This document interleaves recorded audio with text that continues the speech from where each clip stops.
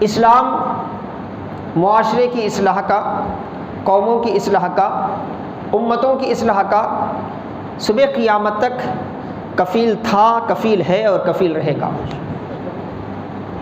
کل بھی وہ ساری امتوں کو نبھانے کے لیے آیا تھا، ساری انسانیت کو سنوارنے کے لیے آیا تھا، آج بھی اس کی شان وہی ہے اور صبح قیامت تک اس کی شان وہی رہے گی۔ اسی لیے سیدنا عیسیٰ علیہ نبینا علیہ السلام آسمان سے دوبارہ زمین پر اتارے جائیں گے تو انہیں نئی کتاب اور نئی شریعت نہیں دی جائے گی،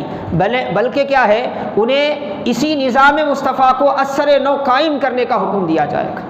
جہاں جہاں انسانی زندگیوں سے نظام مصطفیٰ ختم ہو گیا ہے اس کو دوبارہ نافذ کرنے کے لیے حضرت عیسیٰ علیہ السلام، حضرت امام مہدی جو ہے وہ کوششیں کریں گے۔ تو اب کل بھی اسلام میں یہ طاقت تھی، آج بھی ہے اور صبح قیامت تک رہے گی۔ تو اب اس اسلام نے جس بات کی کفالت لی تھی اس کا آغاز اس نے کیسے کیا، کیسے معاشرے کی اصلاح ہوئی؟ تو حاضرین محترم اعزان گرامی، معاشرے کی اصلاح جو ہے ایک لیکچر دینے سے نہیں ہو جاتی، صرف ایک کتاب لکھ دینے سے نہیں ہو جاتی، اور چار لوگ مل کر صرف سوچتے رہ جانے سے نہیں ہو جاتی، بلکہ معاشرے کی اصلاح جو ہوتی ہے وہ افراد کی اصلاح سے معاشرے کی اصلاح ہوتی ہے۔ معاشرہ جن افراد سے بنتا ہے ان میں سے ہر فرد کی اگر اصلاح ہو جائے، انفرادی طور پر ہر ایک فرد صداقت، ایمانیات، عدالت، امانت کا پیکر بن جائے تو پھر خود بخود معاشرہ بھی کیا ہے، عدالت اور صداقت والا بن جاتا ہے۔ معاشرے میں بھی کیا ہے، اچھائیاں عام ہو جاتی ہیں۔ اگر معاشرے کے افراد میں خیر پیدا نہ ہو، اچھائی پیدا نہ ہو، بھلائی پیدا نہ ہو تو پھر وہ قوم، وہ معاشرہ کبھی کیا ہے، اصلاح کی طرف راغب ہی نہیں ہو سکتا، اصلاح کی طرف مائل ہی نہیں ہو سکتا۔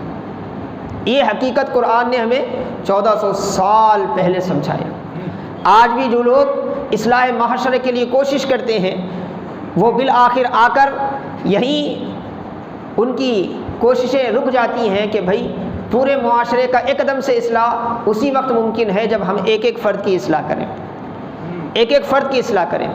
اسی لیے معاشرے کی اصلاح کے لیے قرآن نے کیا اسلوب بتایا؟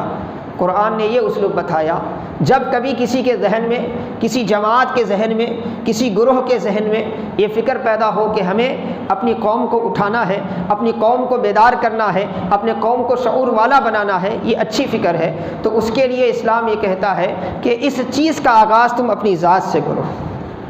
اس چیز کا آغاز تم اپنی ذات سے کرو۔ اوروں کی اصلاح ضروری ہے کیونکہ اس امت کا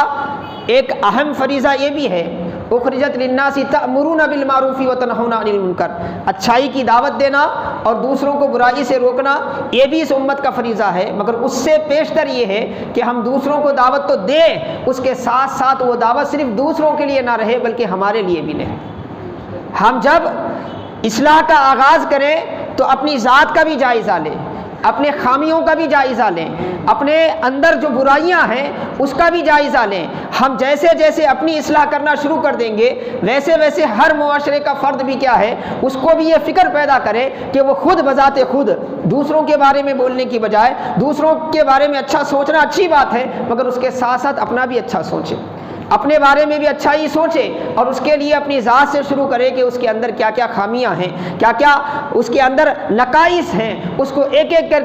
کر کے اس کو ختم کرنا شروع کر دیں۔ تو ذات کی اصلاح سے کیا ہے، فرد کی اصلاح ہوتی ہے، اور فرد کی اصلاح سے افراد کی اصلاح ہوتی ہے، اور افراد کی اصلاح سے ایک نیک معاشرہ دنیا کے سامنے آتا ہے۔ رسول اللہ صلی اللہ علیہ وسلم نے جتنی محنت صدیق اکبر پر کی اتنی محنت بلال حبشی پر بھی کی، جتنی محنت عمار بن یاسر پر کی اتنی محنت حضرت ابو ذر غفاری پر بھی کی۔